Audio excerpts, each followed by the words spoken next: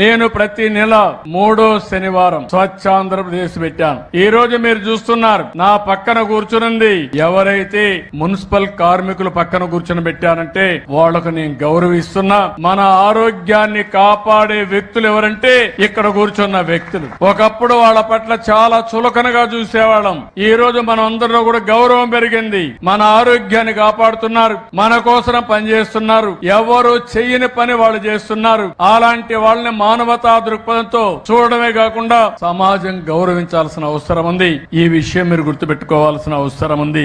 అలాంటి వారి జీవితాల్లో కూడా ఎన్నో సమస్యలు ఉన్నాయి. వాళ్ళకు కూడా హామీ ఇస్తున్నాం. భవిష్యత్తులో మున్సిపల్ కార్మికులు ఎవరైతే ఉన్నారో వాళ్ళందరినీ ఆదుకునే బాధ్యత ఈ ప్రభుత్వం తీసుకుంటామని చెప్పి మీ అందరికీ హామీ ఇస్తున్నాం. ప్రతి 3వ శనివారం రాష్ట్రంలో పనిచేసే అందరికీ ఒకటే విజ్ఞప్తి చేస్తున్నాను. 30 రోజుల్లో 29 రోజులు మన కోసం పనిచేద్దాం.